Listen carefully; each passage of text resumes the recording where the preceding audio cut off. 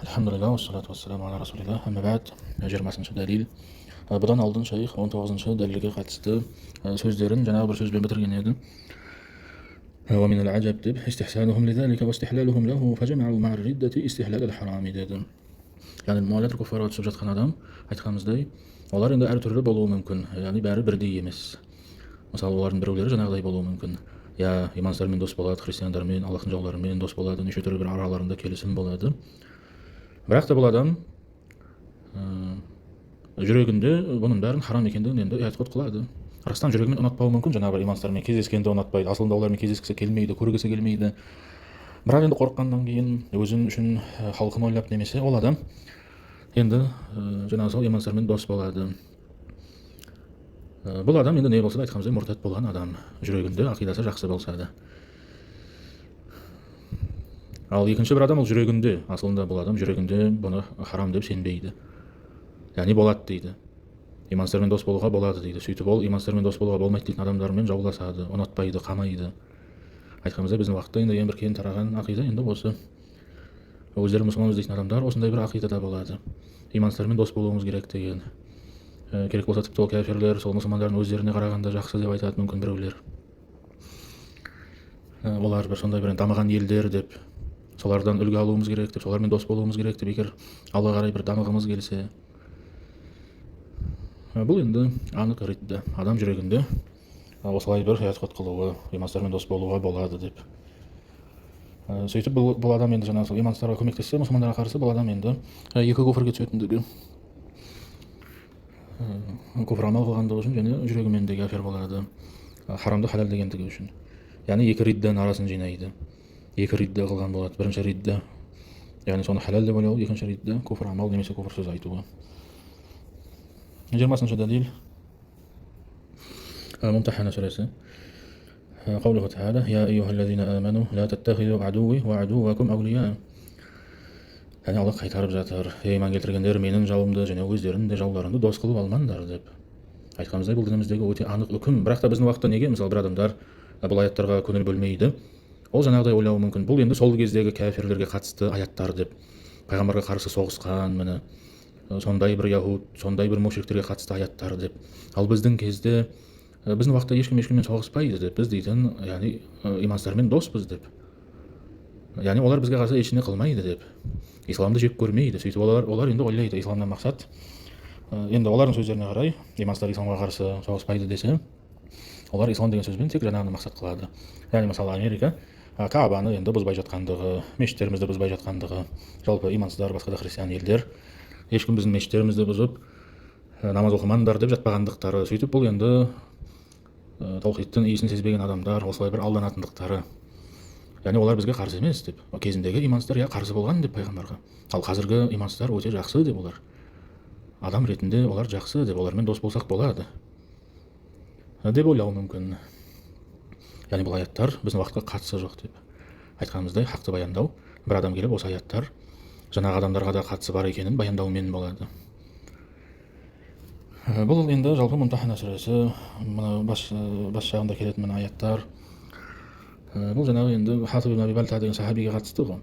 Пайғамбар Меккеде болған кезде, Мединада болғанда, Меккеге сол әскерімен шықпастан алдын, Меккені фатх қылмастан алдын, Хатиб ибн Аби Бальтаның жақындары болады Меккеде. Сөйтіп ол жақындары үшін қорқып, Меккеге ол хат жазып жібереді.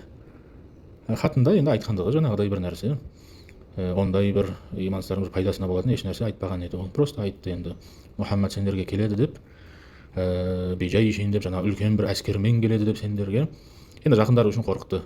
Көшеге шықпай үйде отырыңдар деп, яғни өліп кетіп жүрмеулері үшін көшеге шығып. Міне сол оқиғаға қатысты осы сүре түскендігі, осы аяттар түскендігі.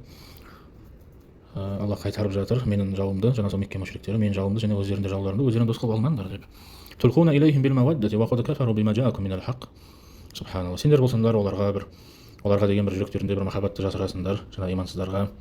Олар болса Аллах түсірген дінге кәфір болған адамдар емес пе? Ихрижуна ар-расула ва iyyakum. Және елшіні сендерді де Меккеден шығарып жіберді. Яғни қалай жақсы көресіңдер дегені ғой. Қалай жақсы көресіңдер оларды? Олар сендер иман келтіретін дінге иман келтірмейді. Аллахтың елшісін шығарып жіберді Меккеден, сендерді де шығарып жіберді. Сендер болсаңдар жүректерінде оларды әлі жақсы көресіңдер. Ан ту'мину биллахи раббикум юхриджуна ар-расула ва ийякум ан ту'мину биллахи раббикум. Яғни Аллахтың елшісін және сендерді де сендер Аллахқа иман келтіргендіктерің үшін шығарып жіберді дейді Меккеден. Жалпы басқа да аяттарды қарайтын болсақ, Аллах азза ва жалланың өзі яғни айдастырып жатқандығы бізбен имансыздарды. Енді айдастырудан басқа білмеймін қандай сөз болған бір келетінін. Айдастырып жатыр. Яғни аяттарда Аллах өзі бізді имансыздармен айдастырады. Яғни қарсы қояды бізді имансыздарға. Мына аятта енді айтып жатыр, мысалы, қалай дос боласыңдар деп олармен. Олар иман келтірмейді деп дінге. Сендерді Аллахқа иман келтіргендіктерің үшін Субханала қуып шықты деп Меккеден. Қалай енді бұдан кейін олар сендер жақсы көресіңдер? Немесе басқа аятта айтады, жаңа имансыздар жөнінде айтқан кезде وَمَا تُخْفِي صُدُورُهُمْ أَكْبَرُ деп. Яғни قَدْ بَدَتِ الْبَغْضَاءُ مِنْ أَفْوَاهِهِمْ وَمَا تُخْفِي صُدُورُهُمْ أَكْبَرُ. Олар кей кезде бір ашуланғанда мұсылмандарға бір қарсы сөйлеп тұратындықтар жалпы имансыздар. Ал жүректерінде жасырған нәрсе бізге қарсы бұл вообще бір үлкен нәрсе екендігі. Сөйтіп Аллах бізді айдастырып жатыр. Имансыздарға қарсы қойып жатыр. Сенбеңдер деп оларға. Олар кей кезде бір жаман сөздер айтады, ал бірақ та жүректеріндегі нәрсе бізге деген бір жауыздық, бізге деген бір дұшпандық олардың жүректерінде жасырылған. Бұл жаңағы олардың тілдерінен шығып жатқан сөзге қарағанда бірнеше есе жоғары бір нәрсе бар екендігі. Яғни керек болса олар бізді қырып тастайтындықтары имансыздар. Біз енді кімге сенеміз? Жаңа бір біздің уақытта мұнафиқ болған бір Аллах жөнінде ойлары нашарлап, Аллах бізге мәулә уәли ретінде жеткіліксіз, біз жаңағы Америкамен дос болмасақ Аллах бізді құтқармайды, біз құримыз деп осылай бір айтып жатқан адамдардың сөздеріне ереміз бе? Жаңағы бір сөздеріне. Имансыздар жақсы адамдар, олармен дос болуға болады, олар бізге тиіспейді, олар біздің жауымыз емес. Қарашайшы деп, яғни олар біздің бір мешіттерімізді бұзып жатқан жоқ қой, бізге рұқсат береді олар мешіт салуға, құлшылық қылуға. Олар жалпы жақсы адамдар. Яғни жүректерінде олардың бізге ондай қарсы еш нәрсе жоқ дейтін міне осындай бір зиндиқ болған, мұртат болған, мұнафиқ болған бір адамдардың сөздеріне сенеміз бе? Немесе Аллахтың сөзіне сенеміз бе? Жаңағы аят «Уама тухфи судурухум акбар» деген. Имансыздар бізге жақсы сөйлейді, жақсы сөйлеуі мүмкін, алдап. Ал бірақ та жүректерінде олар бір жаман нәрсені жасыратындығы, Трамп болсын, кім болсын, олар керек болса мұсылмандардың бәрін жоқ қылғысы келеді.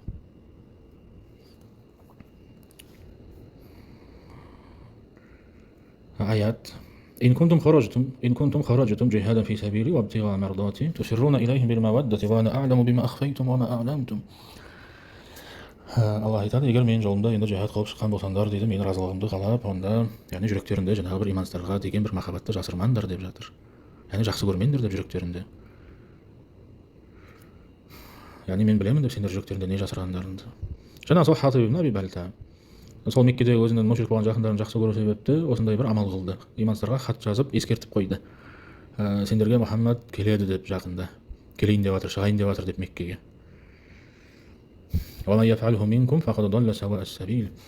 Егер де кім осылай қылатын болса, имансыздарды жақсы көріп, жүрегінде бір имансыздарға деген махаббат жасырып, ол адам енді анық бір адасуға түскендігі. Яғни имансыздарды жақсы көру бұл бір анық адасу екендігі. Шейх айтады, Аллах бұл аятта айтты дейді, кім Аллахтың жауларын дос қылып алатын болса, тіпті ол кәфирлер оның жақындары болса да, жаңа Хатиб енді өзінің жақындарына жазды ғой жаңа хатты. Бұл адам енді анық бір адасқандығы. Шейх айтады, дейді. Ал шейхтің уақытындағы адамдар болса, олар бір жаңағыдай бір адамдар да болған. Олар, субханалла, түріктермен дос болып тұрып, яғни құбури, мушрик, кәфир адамдармен дос болып тұрып, оларды жақсы көріп тұрып, олар өздерін біз тура жолдамыз деп айтады. Яғни біз адастық демейді. Мысалы қазір, мысалы Саудия Америкамен дос болып жатыр. Қаншама жылдан бері дос айтқанымыздай. Егер біз олардан сұрайтын болсақ, сендер қателесіп жатсыңдар ма деп, олар қателестік демесе керек.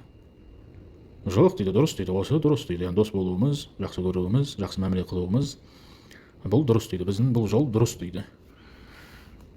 Шейх айтады, кім енді осылай ойлайтын болса, немесе айтатын болса дейді, имансыздармен дос болып тұрып, біз адаспадық деп.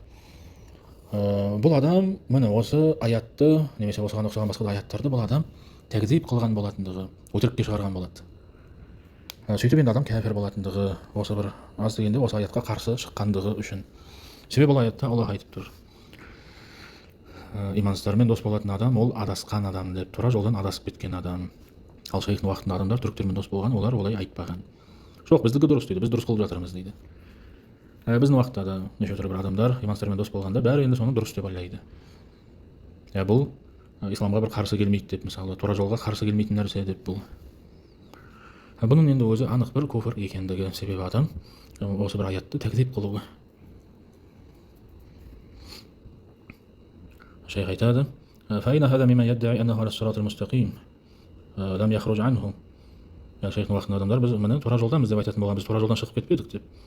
Шейх айтады: فإن هذا تكذيب لله. Бұл субханалла, Аллахты енді бір немесе аятты өтірікке шығару. ومن كذب الله فهو كافر. Кім енді Аллахтың аятын сөзін тәкзиб қылатын болса, ол адам кәфір екендігі. واستحلال لما حرم الله من ولاية الكفار. ومن استحل محرما فهو كافر. Бұл сөзі де бұдан алдыңғы сөзбен бірдей екендігі. Бұдан алдында солай айтты ғой. Яғни жаңа мұртаттар екі куфрды жинағандықтары, екі куфр қылғандықтары, өздерінің сол қылып жатқан амалдарын дұрыс деп ойлайды, бұл харам емес дейді. Имансыздармен дос болуға болады дейді. Және сол енді куфрге өздері амал қылды. Сөйтіп екі куфр қылған адамдар. Бұл сөзі де енді соған қатысты. Кім егер имансыздармен дос болуға болады десе, бұл адам мына аятты тәкзиб қылған болады. Сөйтіп Алла харам қылған нәрсені бұл халал деген болады. Сөйтіп енді бұл адам дұрыс екендігі, кәфір болуы. Шейх айтады: ثم ذكر تعالى شبهة من اعتذر بالأرحام والأولاد. Жалпы жаңа Хатиб ибн Аби Бальтаның енді өзірі не болды? Жалпы қандай бір сылтау айтты? Енді жақындарын жақсы көргендігі ғой. Сөйтіп Аллах айтып жатыр: لن تنفعكم أرحامكم ولا أولادكم يوم القيامة يفصل بينكم والله بما تعملون بصير. Яғни субханалла, адам сол өзінің бір жақындары үшін қылған болса, бұл амалды жақындарын ойлап, имансыз болған жақындарын ойлап, енді қиямет күні олар жаңағы адамды Аллахтың алдында бір енді құтқара алмайтындықтары еш пайдасы жоқ. Яғни бір адам мысалы жақындарын ойлап куфр қылады, немесе харам қылады, ол жақындары енді қиямет күні бұл адамға көмектеседі ме? Дүниеде бұл оған көмектесіп жатқандай жоқ. Ешқандай пайдасы болмайды бұл адамның жаңағы мұсылман адамға. Яғни ол өкініп қалатындығы қиямет күні, жаңағы адамға мен неге көмектестім деп. Яғни бұл өзір емес екендігі.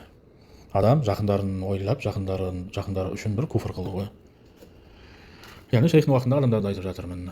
Растан енді мұртат болған адамдар. Олар растан енді көбі мүмкін жақындарын ойлайды. Және тіпті олардың жақындары субханалла енді мұсылман адамдар болуы мүмкін, кәфір емес. Бірақ сонда да енді не болса да махлуқ үшін куфр қылынбайтындығы бұл өзір емес.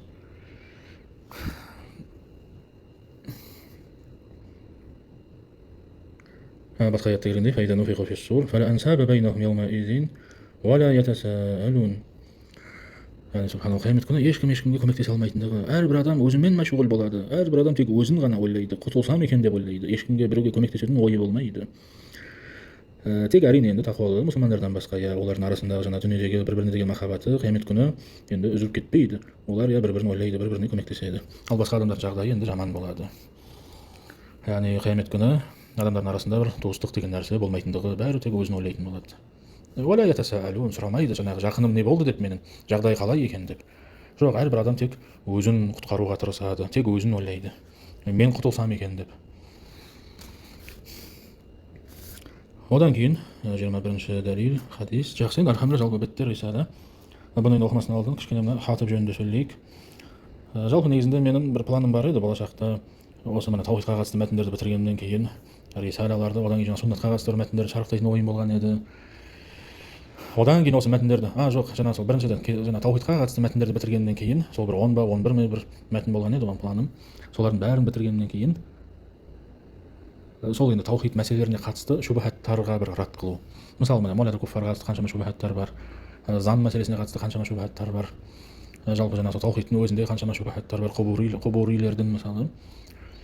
Такфирге қатысты, иманға, куфрге қатысты неше түрлі шубахаттар.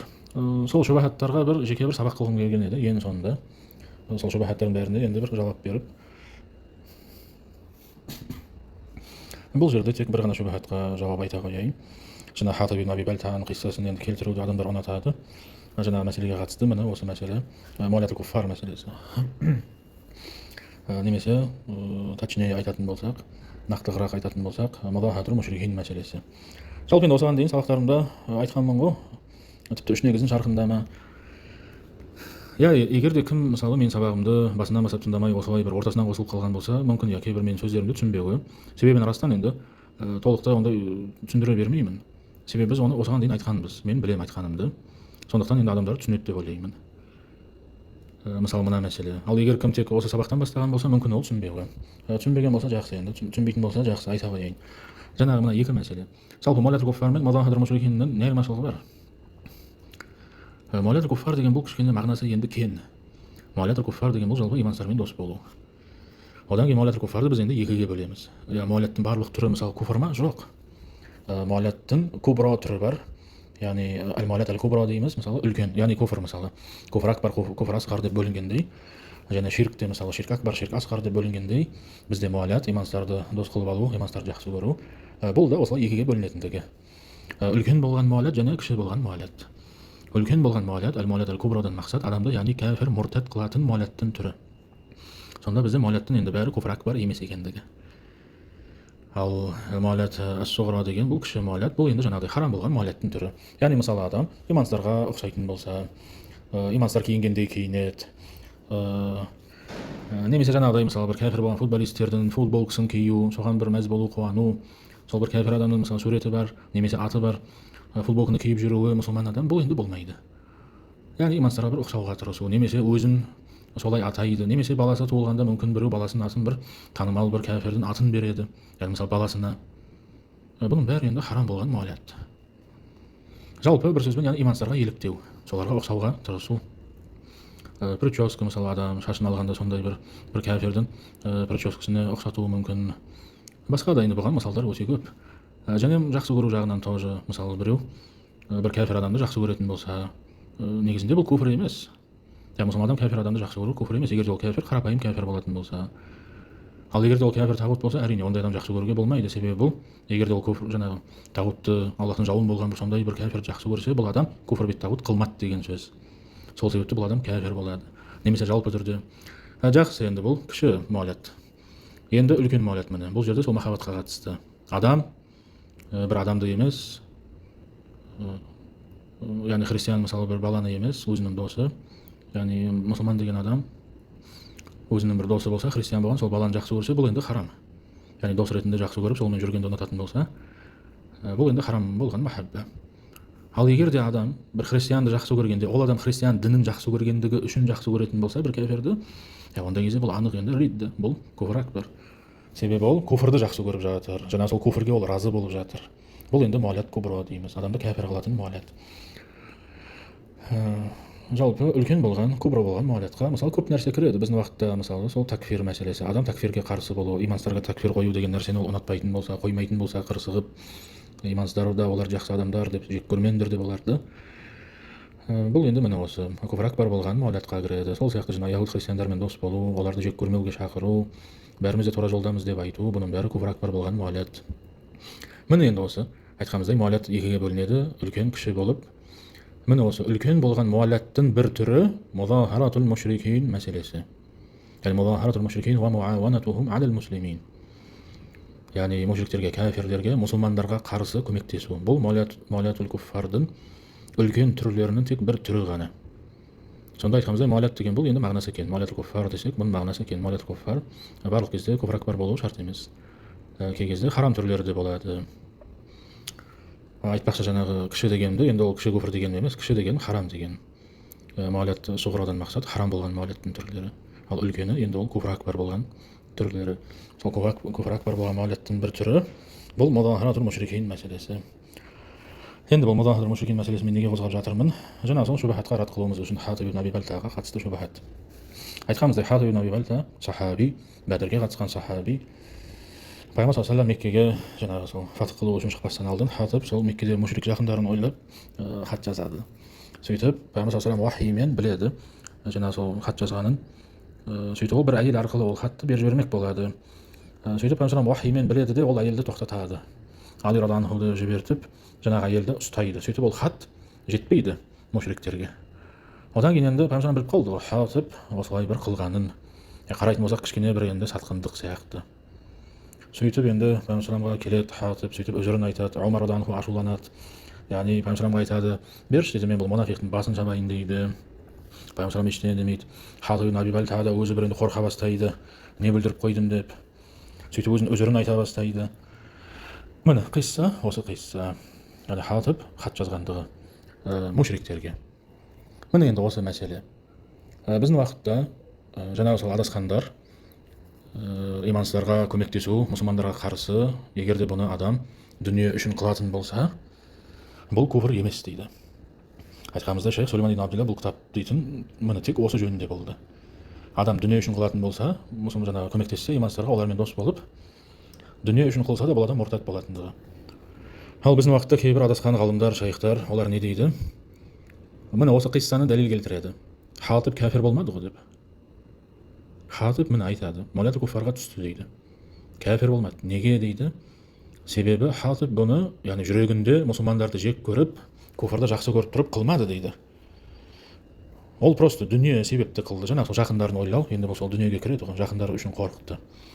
Сөйтіп олар айтады, біздің уақытта мысалы христиандар бір мұсылмандармен бірігіп, басқа бір елдегі мұсылмандарды өлтіретін болса, қарауымыз керек дейді жаңағы адамдардың ниеттеріне, олар бұны не үшін қылып жатқан. Егер де олар сол дүние үшін қылып жатқан болса, қорқып, мысалы имансыздардан тыныш өмір қалап, ондай кезде оның жағдайы міне Хатибтің жағдайымен бірдей болады дейді.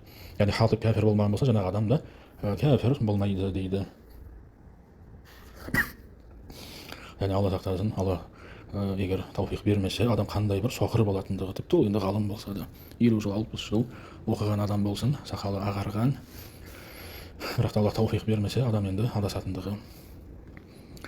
Бұл енді шубахатқа жауап біріншіден айтамыз. Хатиб ибн Аби Бальтаның қылған амалы негізінде дұрысы, ол куфр акбар емес екендігі. Яғни Хатиб кәфір болатында ештеңе қылмады. Хатиб ибн Аби Бальтаның бұл амалы куфр акбар емес. Яғни бұл просто харам болған муалат. Харам болған муалат. Немесе басқаша айтсақ болады, бізде мудахатул мушрикин мен таджассус деген мәселенің айырмашылығы бар. Таджассус деген бұл, яғни шпион болу. Имансыздарға бір хабар беріп тұру. Бұл енді таджассусте хилаф бар ғалымдардың арасында. Имам Шафиғи таджассусте мысалы куфр акбар демейді, куфр демейді. Бірақ та біз енді бұл таджассустың жаңа несіне қараймыз, қаншалықты бұл, яғни қандай жаңалық екендігі, ол қандай хабар, бұл имансыздарға берген хабары қандай хабар, қаншалықты оның зияны бар мұсылмандарға. Мысалы Хатибтің бұл хатын қарайтын болсақ, жаңағы сол Хатиб айтқандығы, сендерге Мұхаммад келе жатыр, сақ болыңдар деп, және сипаттайды ғой Хатиб пайғамбарымның әскерін, өте бір үлкен әскер деп, яғни сендерде ешқандай шанс жоқ деген бір мағынада сөздер айтады. Шанс жоқ сендерде ешқандай. Растан енді жаңағы Абу Суфиян өзі қорқып кетеді ғой. Пайғамбар Меккені қоршап алған кезде қайда қараса да жан жағында от жанып, от жағып, мұсылмандар Меккені қоршап алған болады. Яғни субханалла, Мекке мушриктерінің ешқандай шанстары болмаған еді. Мұсылмандарға бір қарсы сопротивление бір көрсететін. Ешқандай бір шанстары болмады. Не болса да пайғамбар женеді. Яғни бұл міне осылай болды. Яғни Хатибтің бұл амалы асылында мудахатул мушрикин емес. Бұл просто харам қылды, хат жазды. И то бұл хаттан имансыздарға ешқандай пайда жоқ. Оларды бір қуантатын еш нәрсе айтқан жоқ. Просто айтты, біз келе жатырмыз деп болды. Бұл енді харам екендігі. Жалпы не болса да Хатиб енді кәфір болып кетпегендігі, мұсылман екендігі, бұл міне аят осыған анық дәлел ғой, я айюхаллазина аману деп басталып тұрғандығы, иман келтіргендер деп. Муржиттер енді осыған қуанады да, қарады, Хатиб дейді міне анық бір куфрге түсті дейді.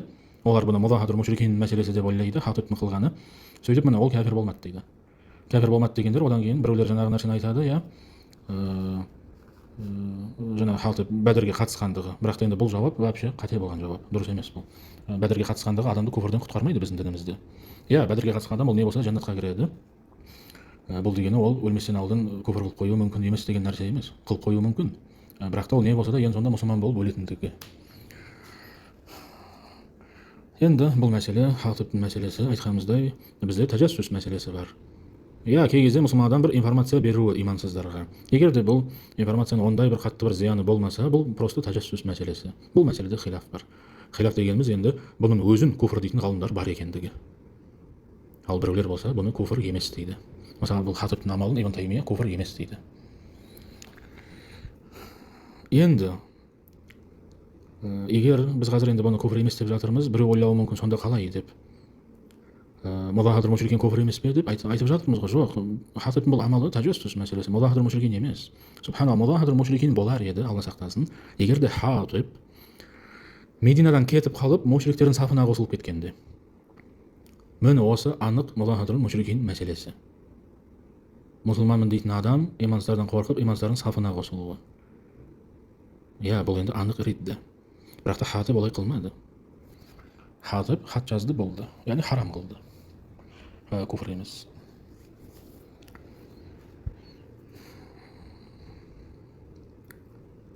Жалпы енді Хатибтің осы бір қиссасы көп адамдар үшін кішкене бір жаңағыдай бір болып көрінеді.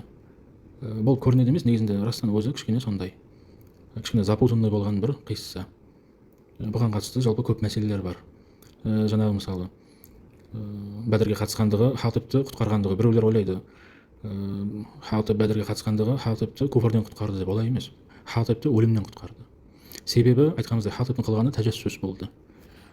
Яғни бір информация берді имансыздарға. Тәжәссүс куфр ма, куфр емес пе, хилаф бар дедік. Бірақ та не болса да, бұл енді тәжәссүс қылған адам куфрге түсті ме, түспеді ме, бұл мәселеде хилаф бар. Біреулер бұны куфр дейді, біреулер куфр емес дейді. Ал бірақ та тәжәссүс қылған адам, жалпы жәсус болған адам, құлақ болған адам өлтірілетіндігінде хилаф жоқ. Жәсус адам өлтірілу керек. Хатибтің Бәдірге қатысқандығы Хатибті өлімнен құтқарды, куфрден емес. Себебі Хатиб асылында куфр қылмады. Айтқанымыздай, яғни Хатиб тек харам қылды, куфр емес. Одан кейін, субханалла, қарайтын болсақ, егер де тіпті Хатибтің амалы, жалпы Хатибтің бұл қиссасында енді жақсы, тәжәссүс, яғни бұл куфр емес десек те, бірақ та Хатибтің жалпы бұл қиссасында сахабалардың ақидасы жалпы имансыздарға кім көмектессе, музахатрул мушрикинге түссе, ол адам муртад деген бір ақида болғандығы бәрінде. Бұны біз сол сахабалардың сөздерінен байқаймыз. Яғни музахатрул мушрикинге біз бұл қиссаны дәлел ретінде келтірсек болады. Музахатрул мушрикин куфр екендігіне қалай келтіреміз? Егер де біз Хатиб асылында музахатрул мушрикинге түспеді деп тұрған болсақ, айтамыз. Бұл қиссада жалпы музахатрул мушрикин куфр екендігіне дәлел болады. Біріншіден, Хатиб музахатрул мушрикинге түспеді, бірақ та ол тәжәссүске түсті. И то мына осы тәжәссүстің өзінде ондай бір маңызды болмаған бір мәлуматты имансызға берудің өзін бір ғалымдар куфр дейтіндігі. Міне тәжәссүстің өзін біреулер куфр дейді. Ондай бір маңызды болмаған бір хабарды берудің өзін бір ғалымдар куфр дейтіндіктері. Егер де бұл амал куфр болса, онда жаңағы, яғни кәфір бір әскерді адам қолдауы, мал-мүлкімен, немесе өзі солардың сафына шығып қолдауы, немесе ойымен былай шабуыл жасаңдар деп үйретуі имансыздарға, мұсылман жерлерін қалай басып алуын, бұл енді тем более куфр екендігіне дәлел емес пе? Егер де мына бір амал, тәжәссүстің өзі куфр болса, субханалла, онда жаңа музахатрул мушрикин тем более куфр болу керектігі. Сондықтан да біз мүмкін, яғни біреулер бұны түсіне алмайды. Мысалы, бір шайхтарды естісе, Хатибтің амалы куфр емес деп, біздің ақиданы ұстанатын бір бауырлар ойлап қалуы мүмкін, бұл шайх мурджи сияқты деп. Себебі ол Хатибтің амалын куфр емес деп жатыр деп. Егер ол Хатибтің амалы енді куфр емес десе, значит ол жаңағы бауырымыз ойлайды, значит жаңағы шайх асылында музахатрул мушрикинді куфр емес деп эътиқад қылады деп. Жоқ, олай емес. Мысалы, біздің шайх, түрмеде отырған шайх Наср аль-Фат, машалла, бұл Хатибтің именно осы шубахатқа қатысты, қиссасына қатысты жеке бір кітабы бар. Шайх болса, яғни куфр емес дейді. Наср аль-Фат, яғни Хатибтің бұл амалы куфр емес дейді. Жақсы, бөлек жазайыншы записьті. Аллаху алейм, саллаллаху алейhi ва саллям,